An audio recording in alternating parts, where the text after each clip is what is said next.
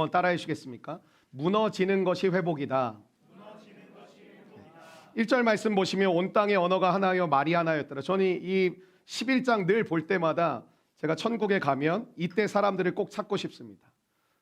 이 짓 안 했으면 사실 우리가 영어 공부 안 해도 되고 중국어도 안 해도 되는데 이 인간들 때문에 언어가 혼잡해가지고 여러 가지 언어가 되었죠.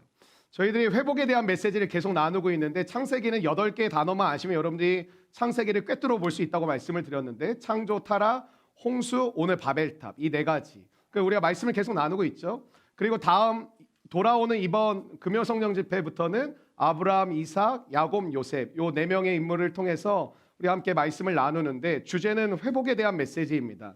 하나님이 말씀하신 회복이 무엇이었느냐? 하나님 말씀 잘 들으라는 것이죠. 그게 회복이라고 말씀을 하셨고 또 하나님의 형상을 회복한다라는 것은 관계를 아름답게 이루어가는 거. 그러니까 옆에 있는 분들 한번 보시겠어요? 이게 좋은 관계이십니까? 네. 그러니까 어색한 관계들이 많으실 텐데 그냥 웃지 마시고 이렇게 좋은 관계를 만들어 가는 거 그게 회복이라고. 하나님의 형상을 회복하는 것은 좋은 관계를 이루어가는 것. 또 여러분 그런 거 있죠. 친한 사람하고만 지내고 더 알아가고 싶어하지 않는데 하나님의 형상을 회복한다라는 것은 그 관계가 넓어져 가는 것, 그 관계가 성장해 가는 것을 하나님의 형상을 회복하는 것이라 말씀하셨습니다. 선악과를 통해서 우리 가운데 주신 회복의 메시지는 하나님을 신뢰하라, 이걸 회복하라는 것이었고 나의 한계를 인정하라, 다른 말로 하면 하나님만 의지하라, 이게 회복이라고 말씀하셨습니다.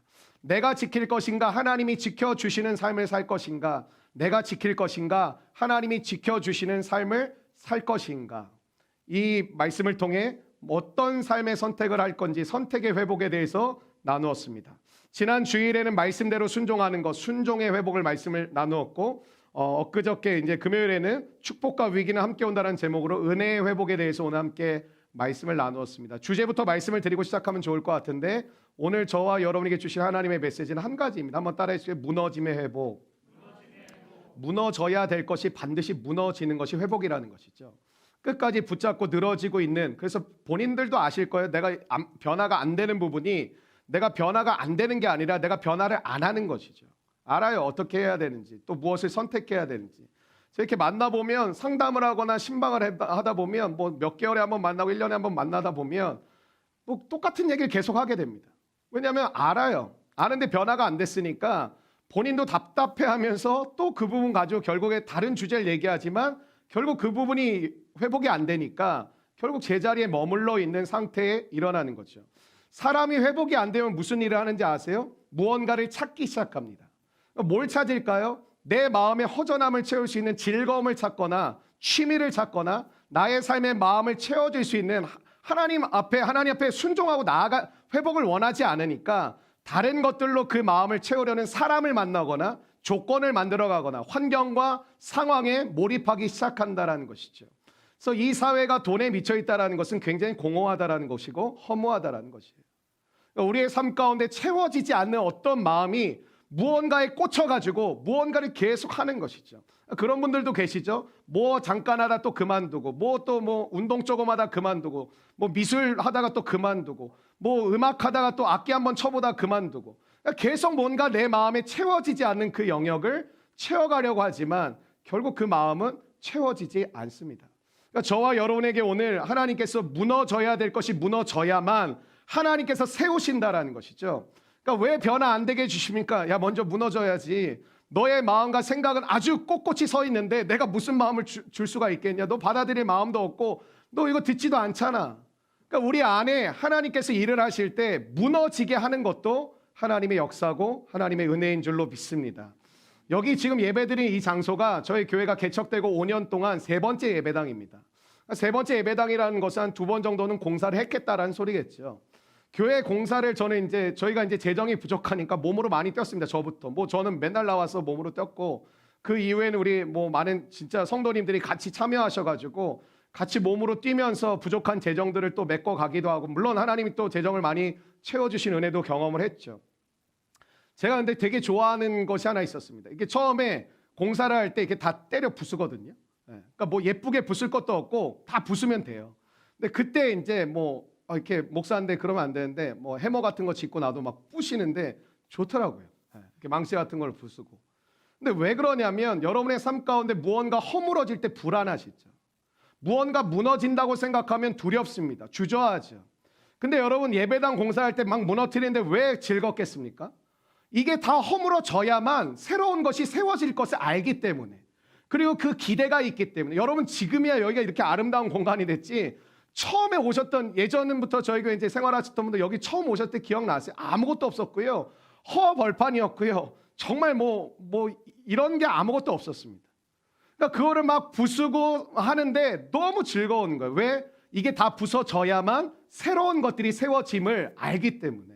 그러니까 저와 여러분의 삶 가운데 하나님은 채우시고 공급하시고 인도하신다 이거에만 꽂혀 있으니까 뭔가 내 인생이 무너지는 것처럼 보이면 원망이 되는 거예요. 하나님 뭐냐고.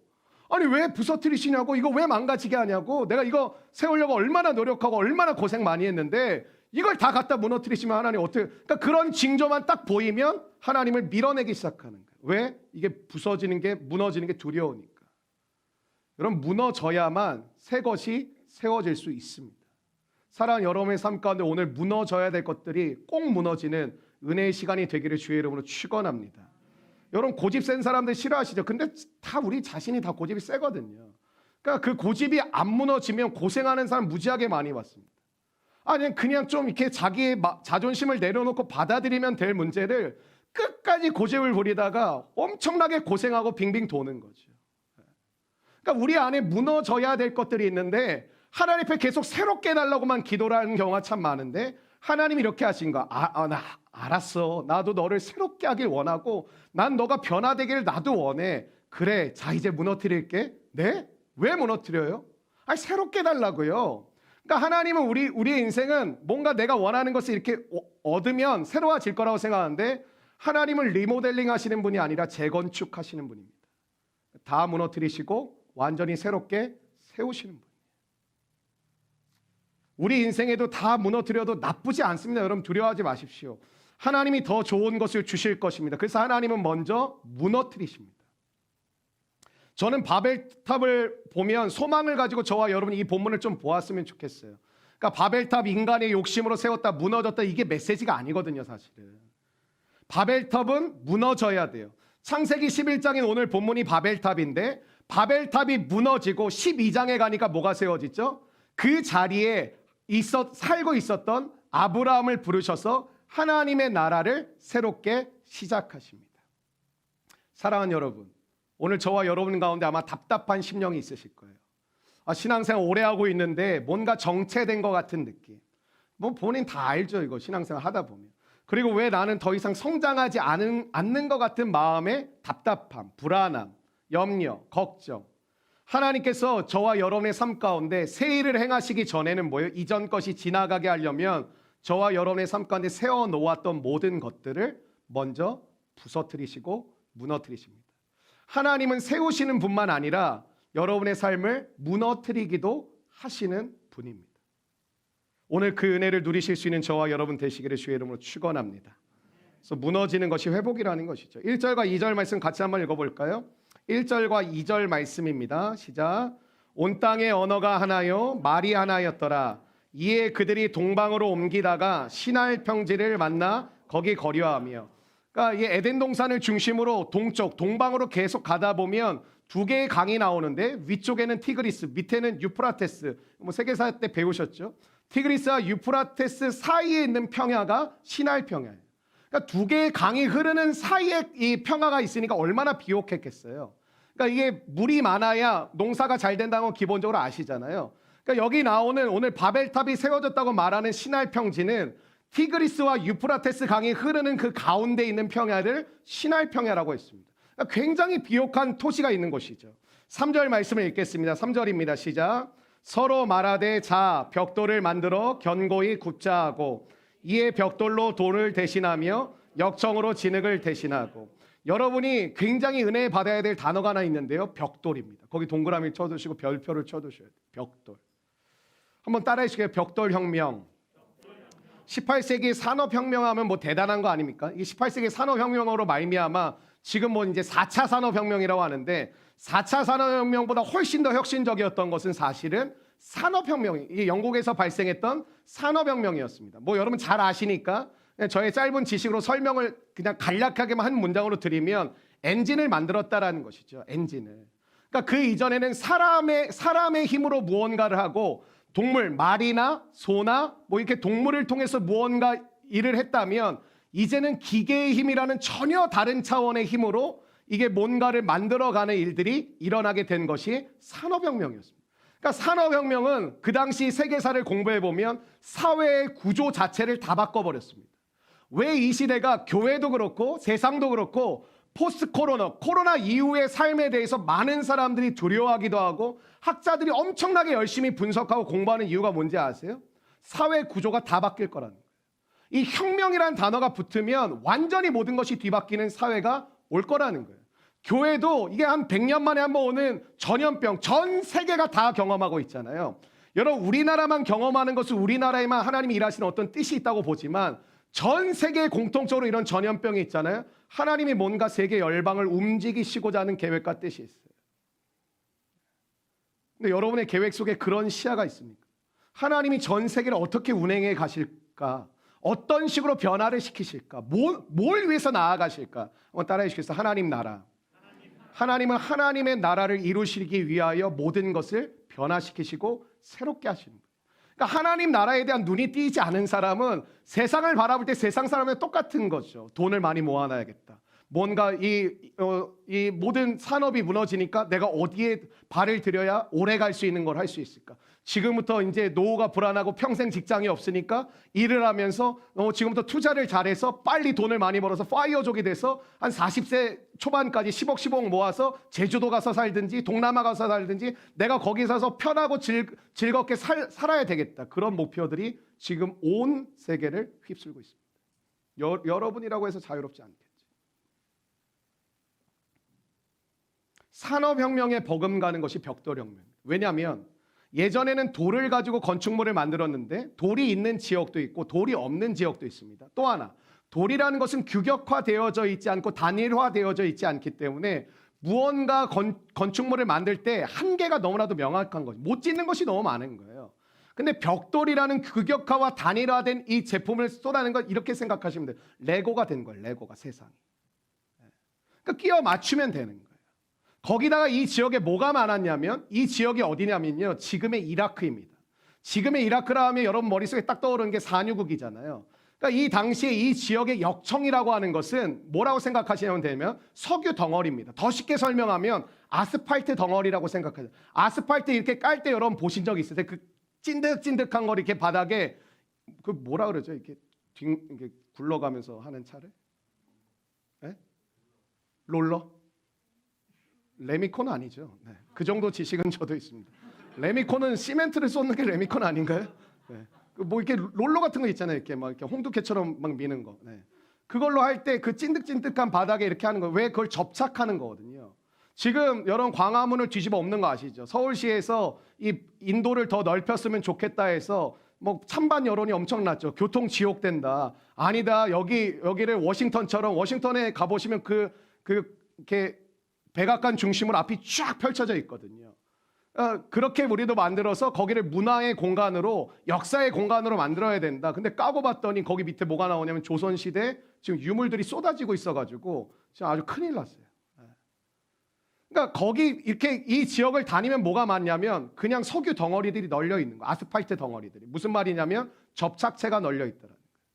벽돌과 접착체가 있으니까 이제 레고처럼 만들 수 있는 시대가 온 거예요. 엄청난 혁명이죠. 거기다가 벽돌을 그냥 만든 게 아니라 뭐라고 해요? 구웠다 그래요. 여러분 토기와 도자기는 똑같은 이야기지만 토기를 구운 것이 도자기 아닙니까? 그럼 토기가 도자기가 되었을 때 변화되는 게 뭐예요? 이 강도가 남달라지는 거죠. 불에 구웠다 빼내면 강도가 엄청나게 강해지는 거예요. 근데 벽돌을 그냥 진흙을 이겨가지고 딱 벽돌 이렇게 만든 게 아니라 그걸 불에 구웠다 뺐으니까 얼마나 단단하게 이게 건축물이 올라갈 수 있었겠습니까? 그러니까 이 본문을 보시면 사실 그런 눈이 우리 가운데 있어야만 이 본문을 잘 이해할 수 있다라고 생각이 되어집니다. 이 기술로 바벨탑을 지은 것인데 이런 것이요. 산업에 엄청난 혁명적인 일은 벌어졌는데 영적으로는 완전히 혼란스러운 시대가 와버렸다는 거예요. 혁명적인 기술이 개발되었는데 사람들은 해서는 안 될 일을 손을 대기 시작합니다. 이 시대가 똑같죠. 산업적인 혁명은 엄청나게 벌어지는데 해서는 안 될 일들이 곳곳에서 시작되고 있습니다. 왜 역사를 보면 소유가 많아지고, 여러분 개인의 삶도 마찬가지예요. 우리 가정이 좀 소유가 많아지고 여유가 생기고 넉넉해지면 뭔가 더 내가 이렇게 신앙생활도 더 좋을 것 같고 관계도 더 잘할 수 있을 것 같고 뭔가 좀 나의 삶도 더 윤택해질 것 같은 그런 마음 때문에 돈 버는 것을 우리가 포기하지 못하는 거 아니겠습니까? 물론 뭐 먹고 살려면 돈을 벌어야 되지만, 근데 기술이 발달하고 나면 우리는 이런 기대를 갖죠. 근데 인류가 더 나아질 거라고 생각했지만 그렇습니까? 저는 사랑하는 우리 특별히 청년들에게 꼭 공부했으면 좋겠다고 생각한 영역이 역사거든요. 세계사와 한국사 정도는 한 질에 여러분들이 이렇게 시리즈로 된 책을 한 번 이상은 좀 이렇게 떼어봤으면 좋겠다라는 생각을 가지고 있습니다. 역사를 알아야 시대를 볼 줄 아는 눈이 생깁니다. 그리고 여기 붙었다 저기 붙었다 이거인지 저거인지 분별이 안 되는 사람이 아니라 역사를 통해서 우리 가운데 주신 하나님의 새로운 세계관을 맛볼 수 있습니다. 성경도 사실 역사책은 아니지만 역사적인 책이죠. 그러니까 오히려 이 세상이 마음이 궁핍하고, 여러분 옆집 이웃과 친하게 지내시는 분 계세요? 진짜 귀한 분이세요. 근데 저 어렸을 때만 해도 다 친하게 지냈거든요. 다 인사하고 친하고, 제가 누구 집 아들인지도 알고 제가 몇 호에 사는지도 주변에 있는 사람들 다 알았거든요. 여러분 우리의 삶이 혁명적인 일은 벌어지고 있지만 인간다워지고 있습니까? 우리의 마음이 평안합니까? 오늘날 우리도 혼란을 겪고 영적으로는 오히려 훨씬 더 타락하는 모습을 겪고 있다는 것이죠. 오늘 세 가지 메시지 함께 나누길 원하는데, 우리가 무너지는 것이 회복이라 그랬잖아요.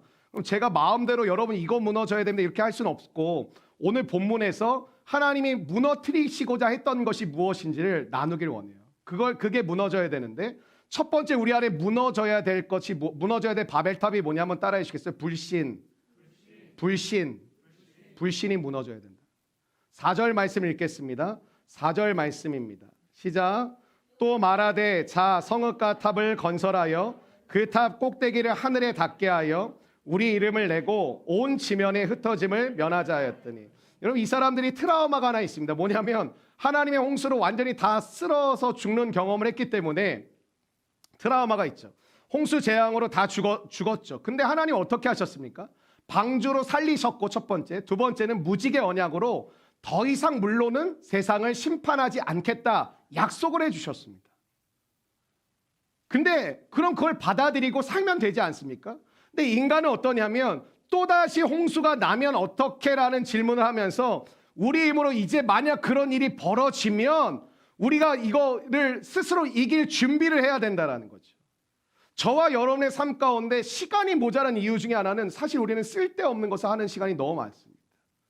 혹시, 어쩌면, 잘 모르니까. 그러니까 굳이 나중에 지나고 보면 안 해도 될 것들을 우리는 계속 붙잡고 있는 이유가 혹시. 지금 이 백성들처럼 하나님이 약속해 주셔서 더 이상 물로는 심판하지 않겠다 하셨는데 혹시, 모르잖아. 만약에. 그래서 이걸 준비한다고 이걸 탑을 높이 쌓기 시작했습니다. 그러니까 무슨 뜻이냐? 하나님의 도움 없이도 살 수 있는 구조를 만들겠다라는 거죠. 여러분 왜 이렇게 우리가 돈을 원할까요? 하나님 없이도, 하나님의 도움 없이도 살 수 있는 구조를 만들고 싶다라는 거죠. 우리가 너무너무 힘들고 어려울 때 있지 않았습니까? 여러분의 이 자리에 그래도 이렇게 예배 드리시는 분들이라면 하나님을 믿고 의지함으로 이 어려움을 극복한 경험이 한 번쯤은 있지 않으실까 그런 생각이 듭니다. 그러면 이렇게 생각해야 되지 않겠습니까? 최악의 상황에서 하나님의 은혜로 여기까지 왔으니까 이제는 더욱 주님만 의지해서 내가 평생 살아야지, 이게 정상적인 건데, 이게 정상이잖아요. 근데 하나님의 은혜로 어려운 고비를 넘기고 난 우리는 내 힘으로 무언가를 준비해서 이제 이런 비싼 위에 어려움이 와도 내가 어려움을 넘길 수 있는 구조를 만들어야지, 방법을 만들어야지. 그게 불신, 바벨탑이라는 거죠.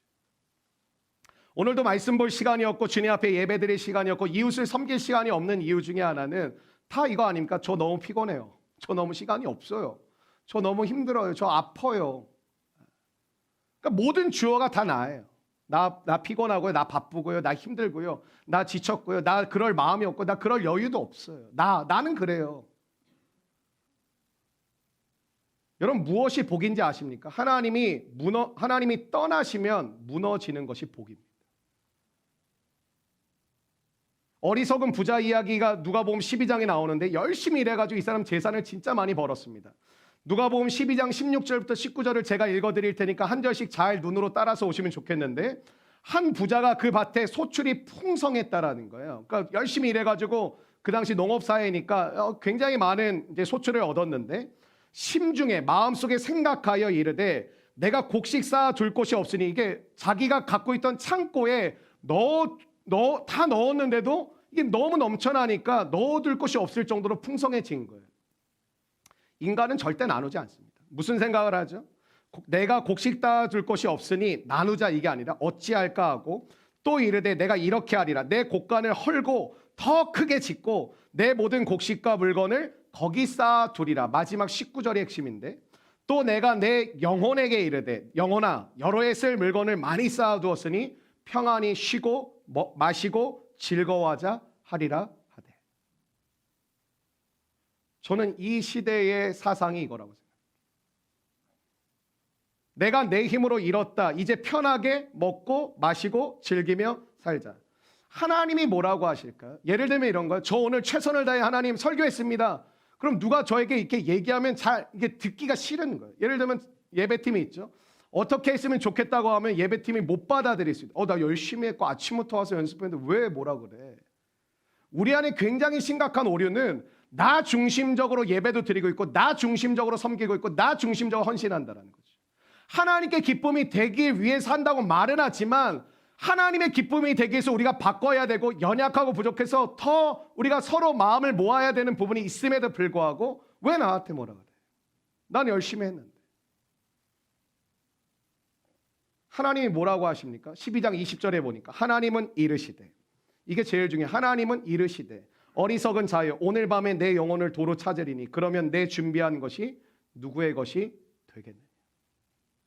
오늘도 누리지 못하는 것은 여유가 없고, 물론 이 시대가 너무나도 힘든 시대가 되어서 이 시대를 살아가는 청년들의 삶이 정말 만만치 않은 것은 저도 알고 있고 인정하고 여러분들에게 위로를 드리고 싶고 그래서 기도하고 있습니다. 그런데 어쩌면 우리가 여유가 없고 힘이 없다라고 말하는 것 중에 하나는 우리의 욕심이 끝이 나지 않습니다. 만족이 되어지지 않는 것이죠. 그러니까 늘 우리는 여기까지만 되고 나서 한다 하지만 거기까지 가면 또 말이 바뀝니다. 조금 더 하고, 기회가 생겼는데 여기서 멈추는 건 바보 같아요, 목사님. 조금 더 해야죠. 지금 물이 들어왔을 때 노도 젖는 거지. 아니, 물이 들어왔는데 여기서 멈추는 건 아니죠. 조금 더 벌 수 있고 조금 더 얻을 수 있는데 여기서 멈출 이유는 없는 것 같아요. 그게 더 나아가서 제가 더 누리는 것이 좋다고 생각해요. 그게 평생 갑니다. 그러니까 우리 안에 불신의 이 바벨탑이 부서지지 않으면 하나님 사랑도 어렵고 이웃 사랑도 어렵고 자기 자신을 있는 모습 그대로 사랑하는 것도 어렵습니다. 사랑하는 여러분, 오늘 불신의 바벨탑이 무너지는 회복이 일어나게 되시길 주의 이름으로 축원합니다. 두 번째 무너져야 될 바벨탑 한번 따라해 주시겠습니까? 교만. 4절 말씀 다시 한번 읽겠습니다. 4절입니다. 시작. 또 말하되 자 성읍과 탑을 건설하여 그 탑 꼭대기를 하늘에 닿게 하여 우리 이름을 내고 온 지면에 흩어짐을 면하자 하였더니, 거기 중요한 게 우리 이름을 내고거든요. 이름이라는 것은 인생입니다. 내 인생은 내가 만든다는, 우리 이름을 낸다라는 건 우리의 힘을 보여주자, 우리의 능력을 나타내자, 우리가 이제 우리 힘으로 설 수 있다, 우리는 더 이상 도움과 힘 필요 없다, 하나님 없어도 우리는 충분히 해낼 수 있다, 우리가 우리의 이름을 내자. 하나님이 인도하시는 것이 아니라 내가 만든다. 이게 교만인데요. 교만은 여러분 뭐 이런 막 사람이 막 깔보고 이런 걸 자꾸 교만이라고 생각하는데, 교만의 가장 중요한 정의는 안 듣는 거예요. 안 듣는 거. 안 듣는 상태에 있는 게 교만이에요. 겸손이 뭡니까? 잘 듣는 거예요. 겸손한 사람의 특징이 다른 게 뭐 이렇게 낮고 이런 뭐 제스처를 잘 취하고 이게 아니라 잘 듣는 거예요. 여러분 겸손한 사람과 그래서 같이 시간을 보내는 거 어렵지가 않습니다. 왜? 너무 잘 들어주니까. 근데 교만한 사람은 참 어렵습니다. 안 들어요. 안 들어요.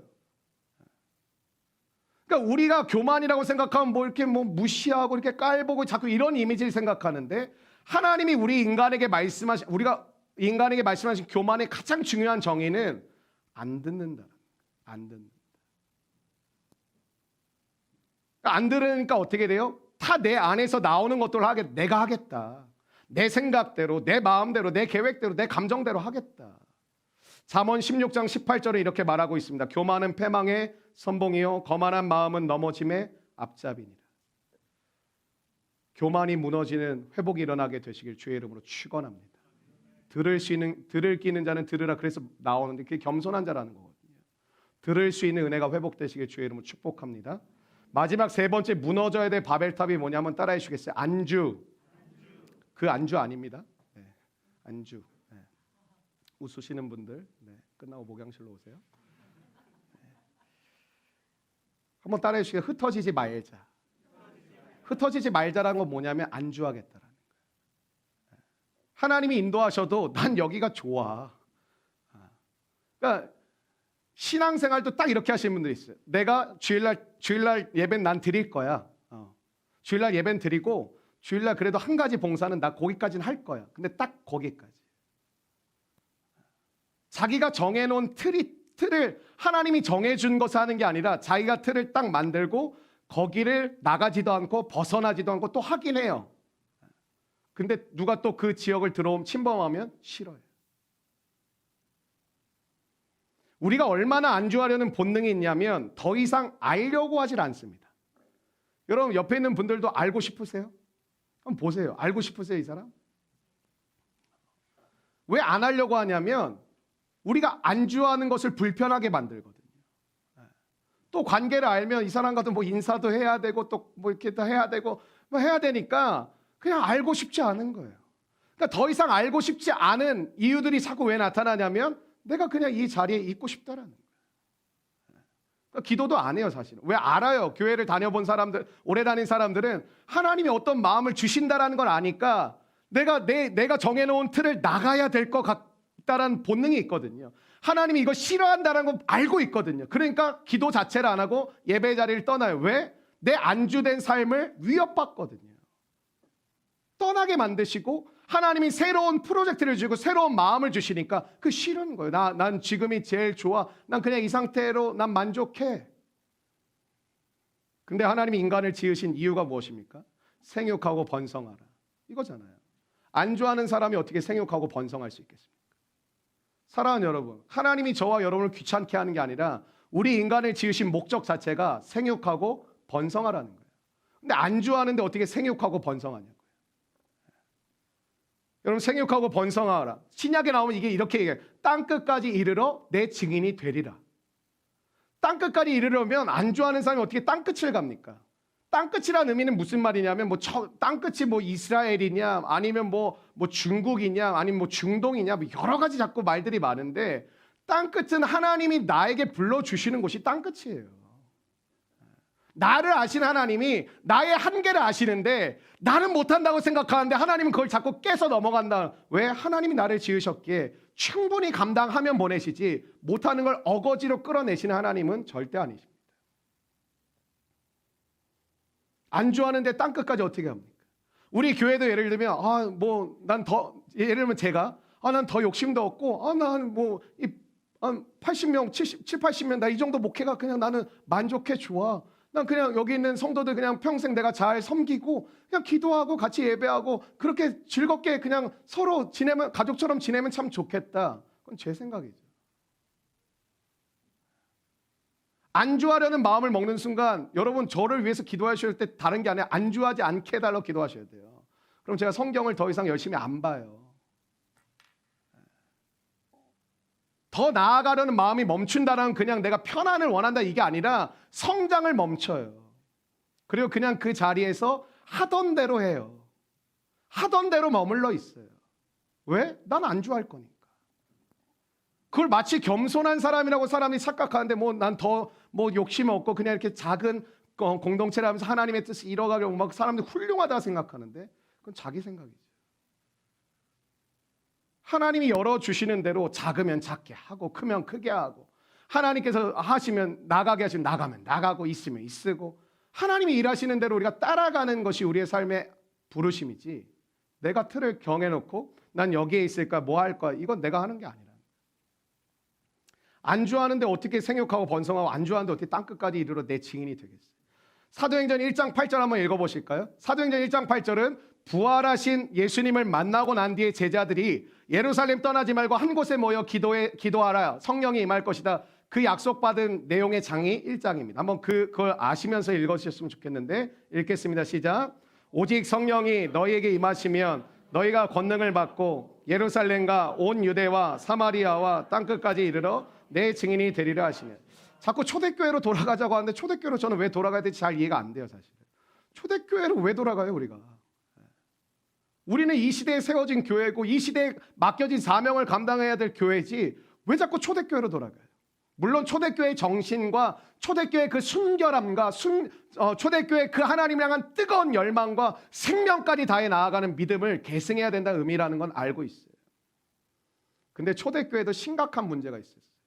하나님이 성령을 주시기 전에 뭐라고 약속하시냐면 성령이 임할 것인데, 성령이 임하면 나타나는 일이 뭐냐면 예루살렘과 온 유대와 사마리아 땅끝까지 이르러 내 증인이 될 거다. 그게 뭐예요? 안주를 못할 거라는 거예요. 그래서 하나님 뭐라고 말씀하세요? 아비들은 꿈을 꾼대요. 아니 60대 70대인데 무슨 꿈을 꿔요. 근데 청년들은 환상을 보는, 더 비주얼라이징, 더 실제적인 하나님의 꿈을 주신다라는, 왜 더 뛰어가야 될 세대니까. 그리고 자녀들에게 뭐예요? 예언, 말씀을 주신다. 근데 이 교회가 어떻게 되는지 아세요? 안주예요. 근데 제가 이 교회 담임 목사여도 안주하고 싶었을 것 같아요.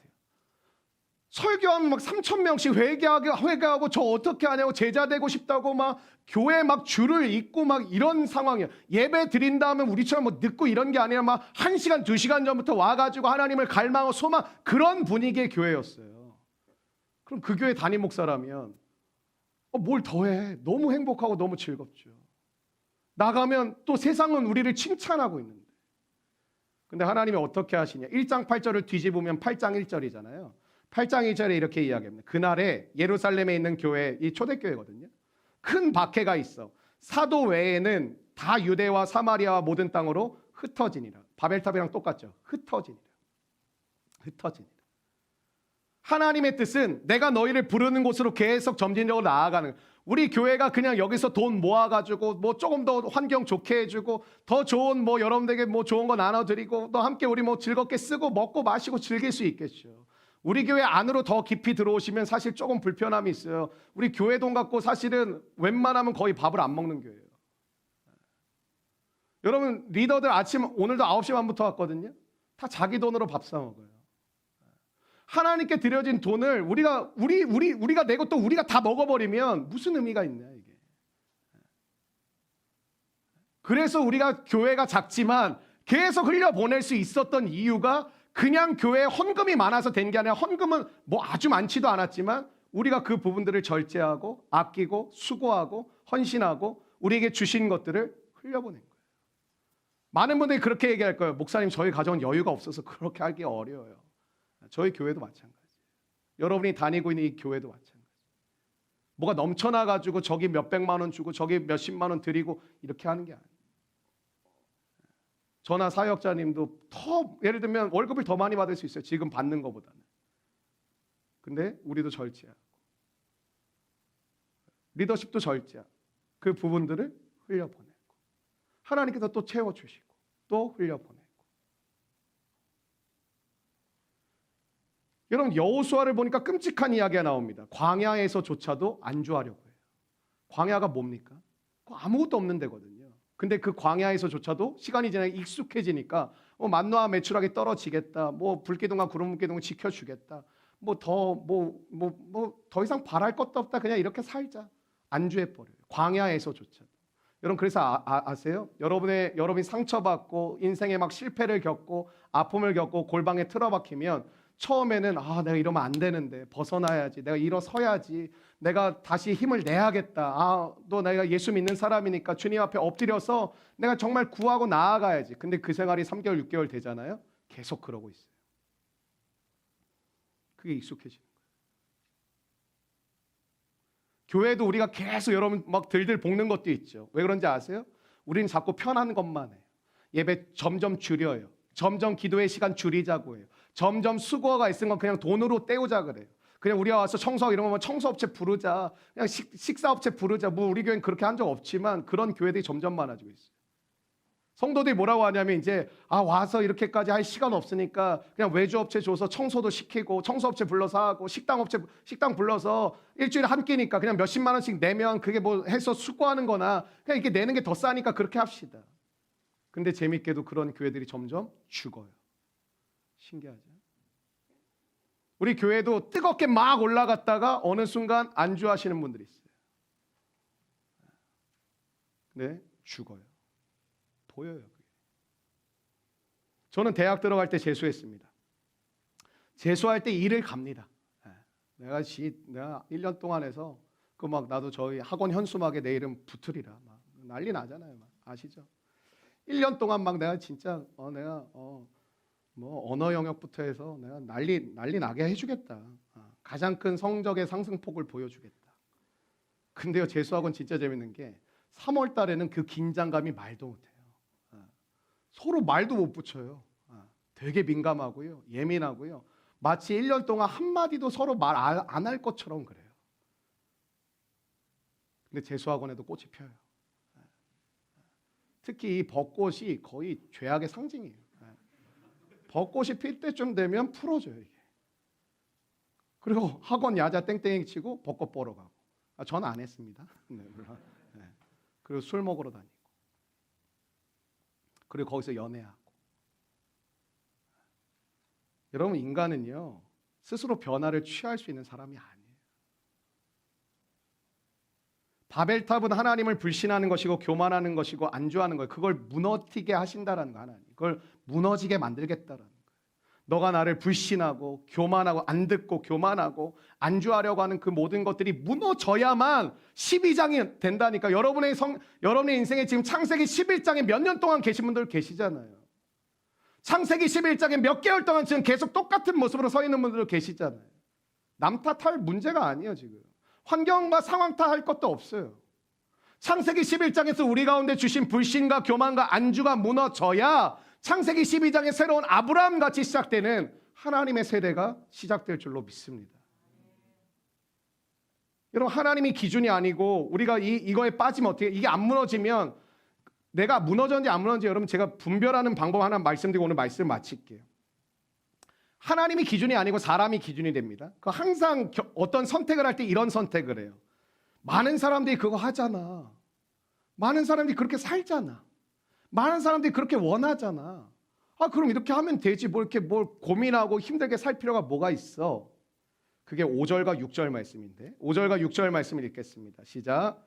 여호와께서 사람들이 건설하는 그 성읍과 탑을 보려고 내려오셨더라. 여호와께서 이르시되 이 무리가 한 족속이요 언어도 하나이므로 이같이 시작하였으니 이후로는 그 하고자 하는 일을 막을 수 없으리로다. 인간이 세우고자 하는 자신의 왕국은 결국 무너지기 때문에 하나님이 무너뜨리십니다. 그래서 그게 복이에요. 하나님이 무너뜨리시려고 하는데 내 고집으로 막아선다. 그건 쉽지 않겠죠.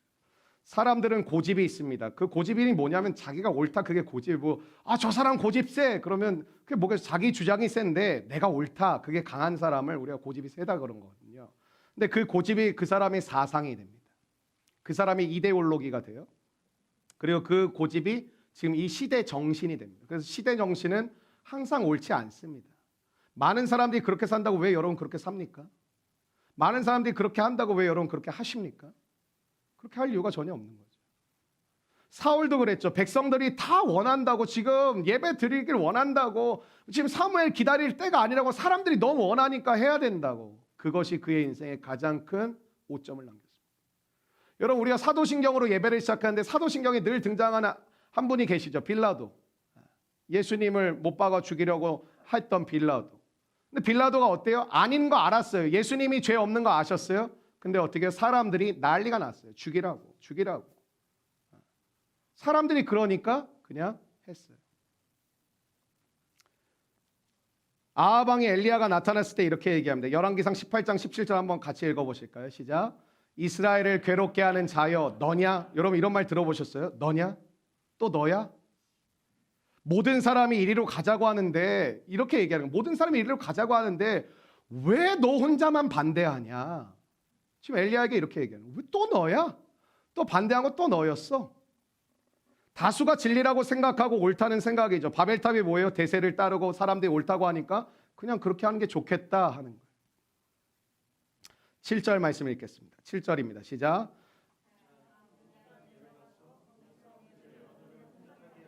그들이 서로 알아듣지 못하게 하자 하시고, 그 서로 알아듣지 못하게 하자는 히브리어로 여러분이 잘 아는 단어인데 쉐마라는 단어를 쓰고 있어요. 쉐마는 무슨 뜻이냐면 한번 따라해 주시겠어요? 들으라. 그러니까 듣는 거예요. 그러니까 7절 말씀에 서로 알아듣지 못하게 하자 이렇게 됐다라는 건 뭐냐면 듣지 못하는 사람들이 됐다라는 거예요.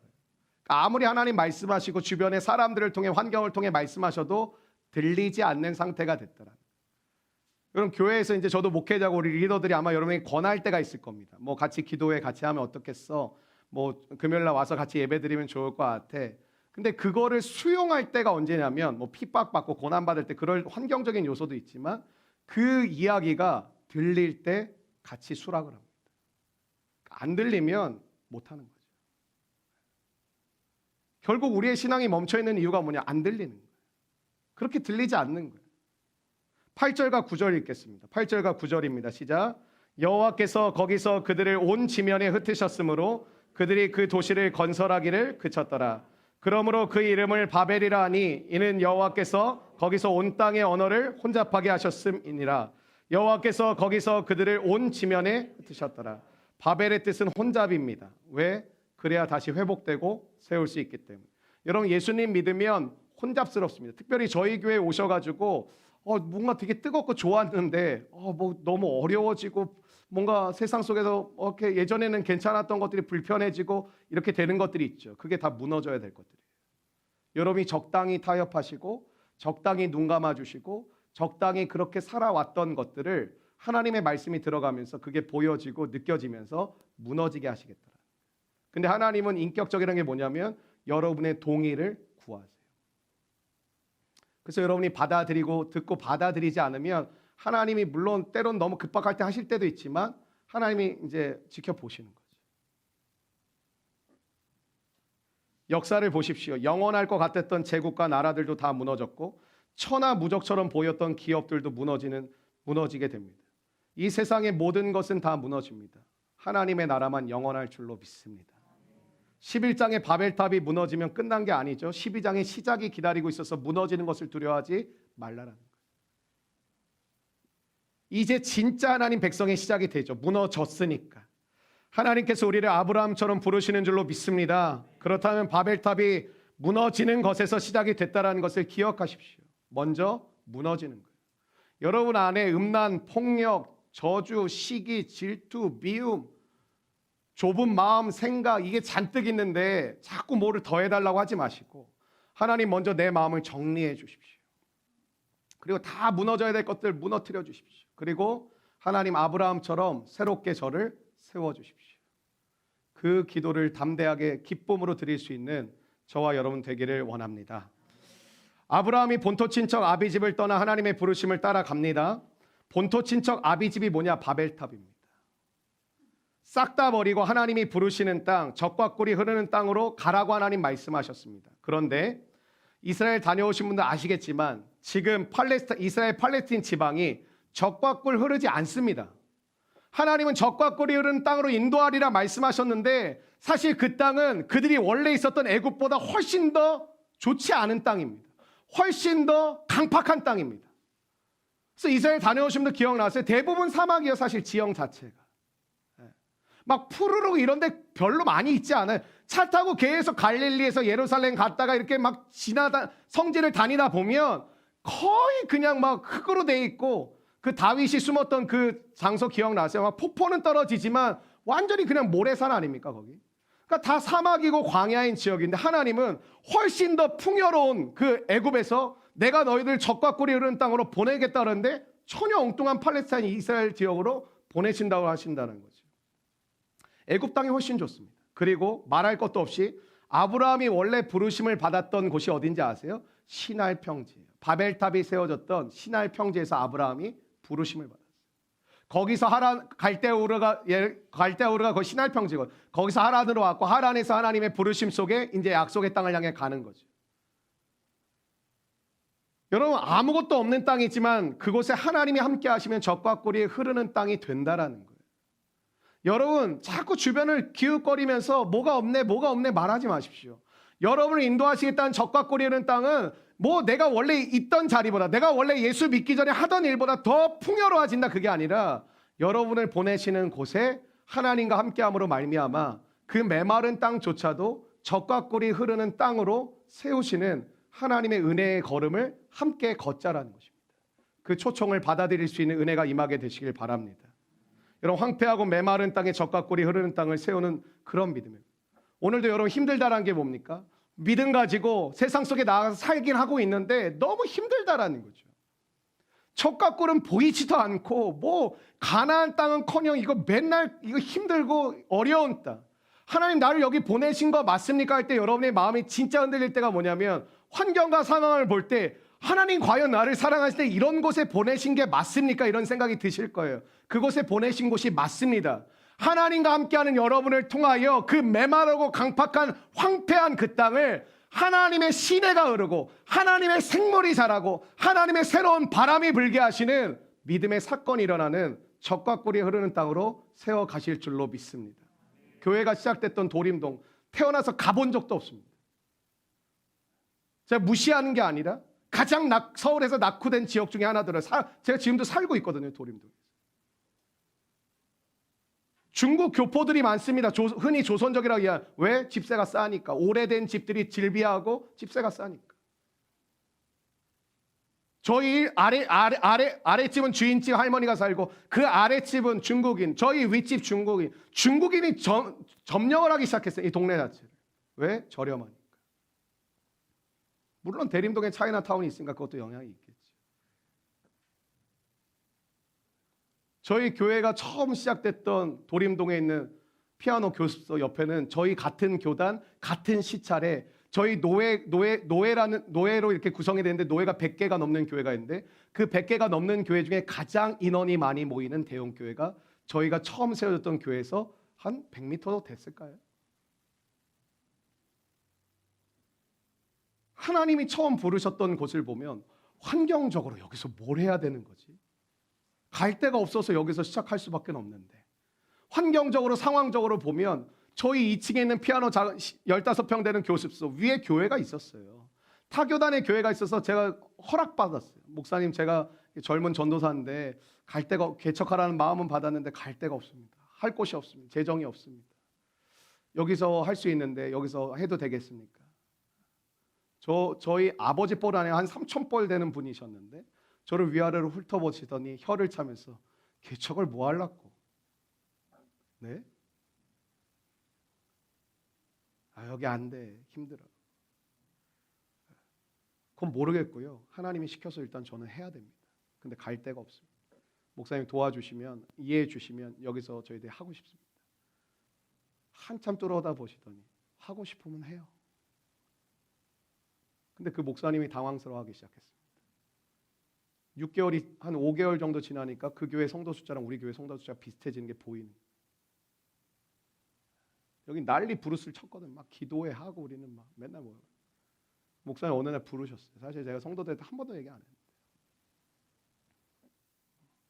그러니까 그 교회 성도들이 저희 교회를 이제 견제하시더라고요. 황폐한 곳에서 뭘 할 수 있을까? 하나님이 부르시면 모든 상황이 좋아지고 내가 결단만 하면 훨씬 더 좋은 환경 속에서 뭔가 시작할 수 있겠지. 아니요. 하나님 우리를, 여러분, 이 시대가 이 세상이 어떠한 곳입니까? 이 세상은 천국이 아닙니다. 황폐하고 메마른 이 땅에 우리를 보내신 것입니다. 황폐하고 메마른 땅에 우리를 씨앗으로 심으신 것입니다. 그리고 우리 작은 씨앗을 통해, 왜 우리는 아무것도 아니냐면 작은 씨앗에 불과하거든요. 여러분 솔직히 우린 좀 힘들면 포기하려고 하잖아요. 솔직히 좀만 어려우면 남 탓하잖아요. 그런 우리가 사실 뭘 할 수 있겠습니까? 그러니까 하나님께 순종하는 게 어리석은 게 아니라는 거. 아무것도 없는데 그냥 여기서 해라. 네, 알겠습니다. 하겠습니다. 이해를 시켜주시면 하겠습니다. 그럼 전 지금까지도 개척을 못했을 거예요. 왜 여기서 해야 돼요? 왜 저한테 안 주세요? 그럼 뭐 어떻게 되는 거예요? 여기 맞아요? 결정할 것도 없어서 갈 데가 있어야죠. 갈 데가. 뭐 재정이 있어요. 어디 뭐 상가라도 없고 뭐라도 하지. 누가 나를 밀어주는 것도 아니고 나한테 돈 턱턱 대주면서 목사님 개척해 보시라고 제가 팍팍 밀어드려요. 그런 것도 아무것도 없었고.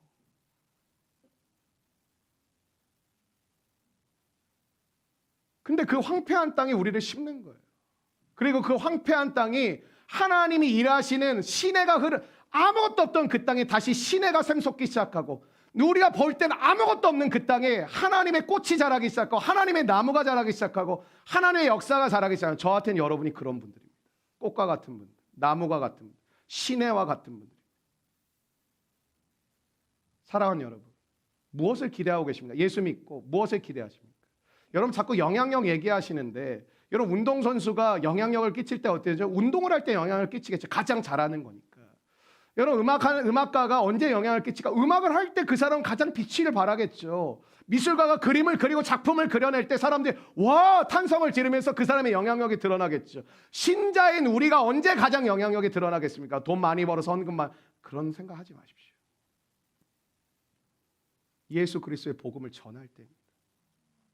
우리는 복음을 전할 생각은 안 하고, 부자 만들어 주시면 하나님 제가 교회 짓겠습니다. 제 꿈이었거든요. 목회자 되겠죠. 청년 청소년에 대한 마음이 있어요. 제가 수련회 장소 멋지게 하나 짓고 싶습니다. 근데 그 전에 제 마음에 내가 부자로 편하게 살고 싶은 마음이 깔려 있는 거죠. 그러니까 우리는 영향력을 자꾸 얘기하는데, 신자의 영향력이 뭡니까? 예수를 전할 때 영향력이 나타나는 거고, 예수 그리스도의 삶을 따라갈 때 영향력이 나타나는 거고, 예수의 말씀대로 살아갈 때 우리 가운데 영향력이 나타나는 줄로 믿습니다.